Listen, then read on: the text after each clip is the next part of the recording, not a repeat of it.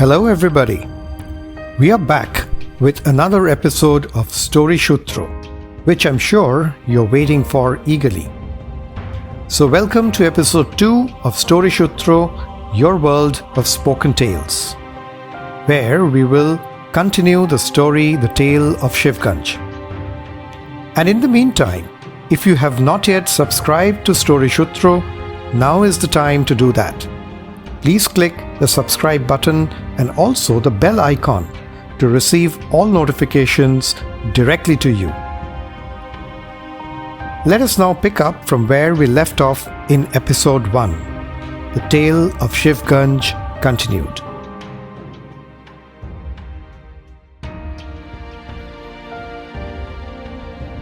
Well, the tale does not end here.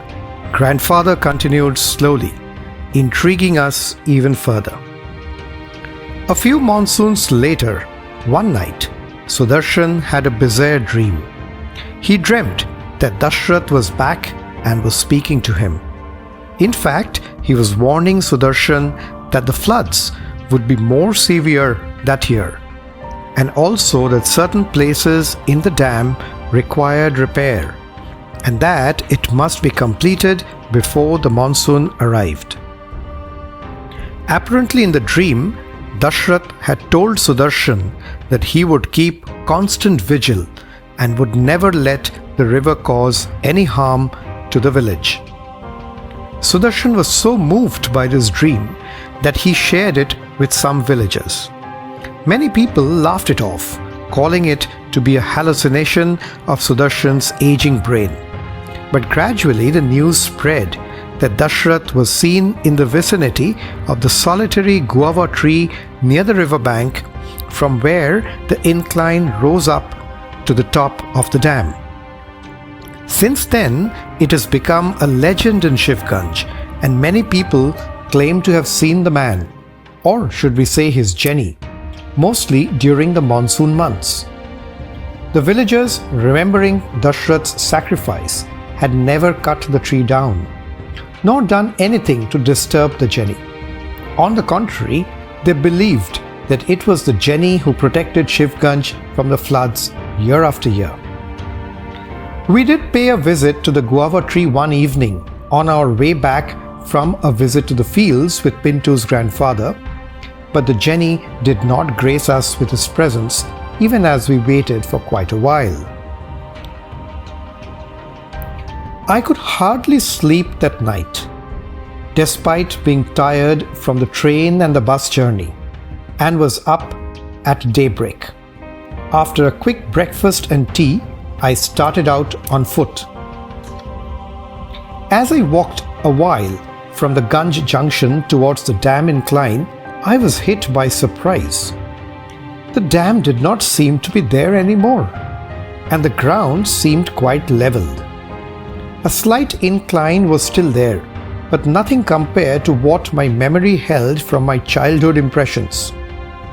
The riverbank seemed nearer than before.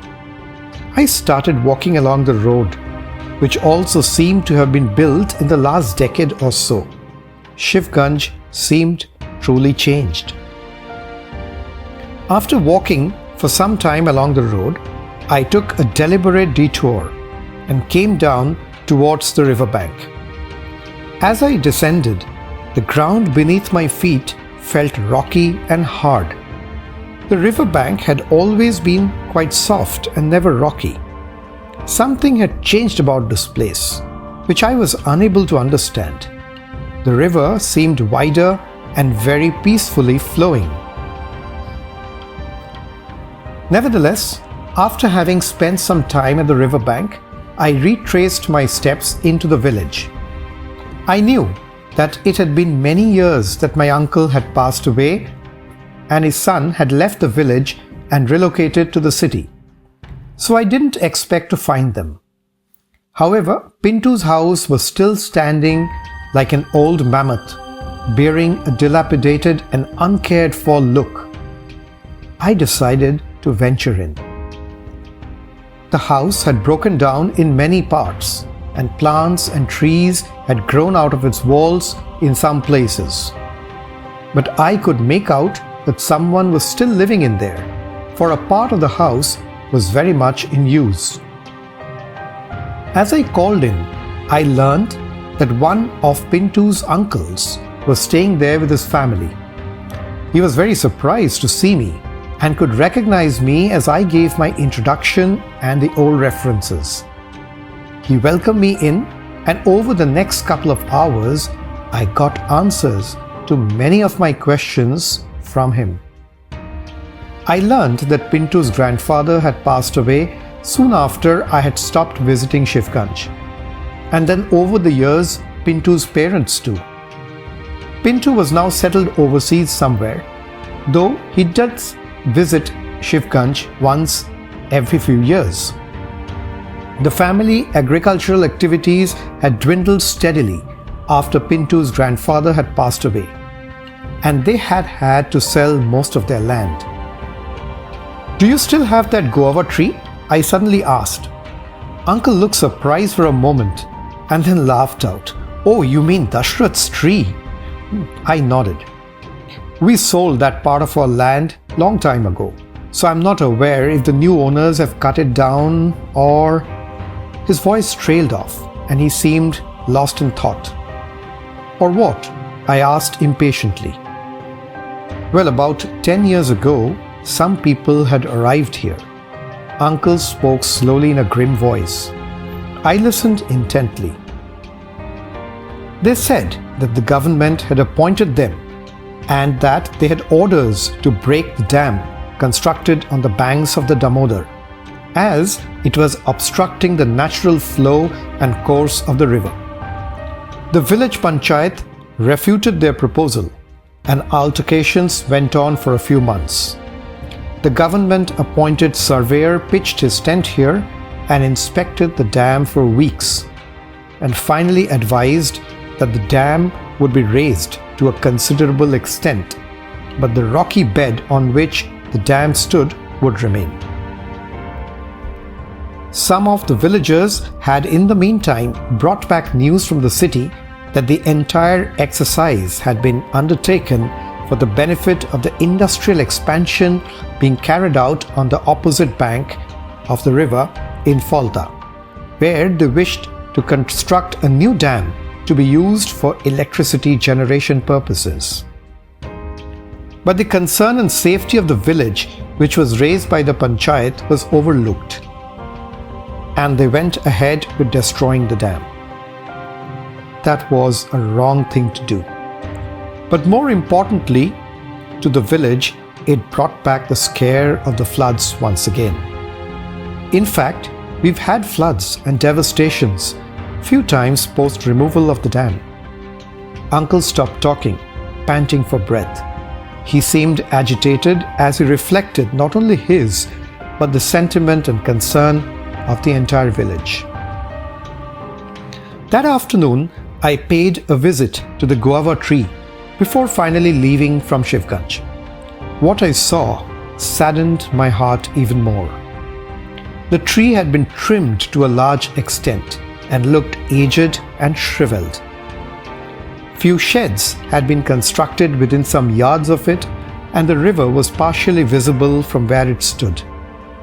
I understood that the villagers did not construct any residential houses in this area, as with the dam removed, it was again prone to the floods. But the guava tree still stood firm, as if on guard to check and warn of any danger that the mighty Damodar may again inflict on Shivgunj. Who knows, maybe the Jenny was still inhabiting the guava tree. I resumed my work at my office upon my return from Shivgunj. But a thought continued to bother me. I have been working in the government departments for about 2 decades now, and had been directly and indirectly involved with many industry and infrastructural development projects. Somewhere within, I felt that I had knowledge about this expansion of the river Damodar as a project years ago. So I decided to check for myself, because the words of Pintu's uncle and the Shivgunj that I saw recently had left me with a troubled mind. I called for the Damodar-related files through my office. A few days later, some old and dusty files reached my desk. The words Damodar Expansion Project inscribed on each one of them. The junior officer who had got them from the archives came back with a smile to announce that he had procured all the files related to the project, which had run on for a few years. "Get me the sanction file first," I demanded. My mind by then was getting acutely aware of the entire proceedings related to the Damodar project. "Here you are, sir." The officer placed an open file in front of me. I hurriedly flipped through the memos, maps, notes, and documents which were neatly held in the project sanction file, until I came to the memo I was looking for. It was the memo sanctioning the order to demolish dams on the Damodar banks, which were constructed without proper authorization from the government. The list of villages along the Damodar banks on either side that could be potentially affected by this demolition exercise was also mentioned in the attached surveyor's report, as was the rehabilitation plan for those villages.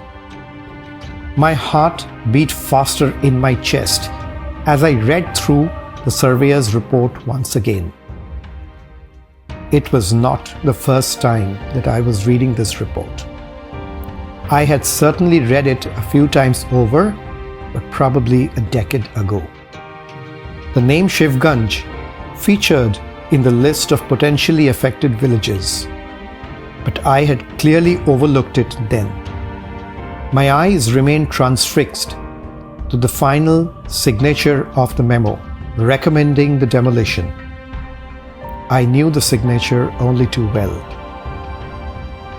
As I closed my eyes and sank back into my chair, I heard the junior officer saying, "Oh sir, it was you who had signed this demolition order." "What happened, sir?" I raised my hand and gestured him to leave the room. My mind swiveled in a whirlwind of thoughts. I wish I could turn back the clock and bring the wheels of time to a stop.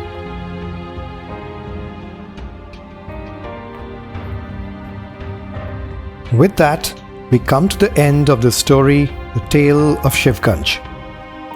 Please share your thoughts in the comments box and let us know if you like the story and what you think of it. Request you to like, comment and subscribe to Story Shutro and share with your friends as well. We'll be back with another exciting story very soon. So see you in Story Shutro episode 3 coming soon.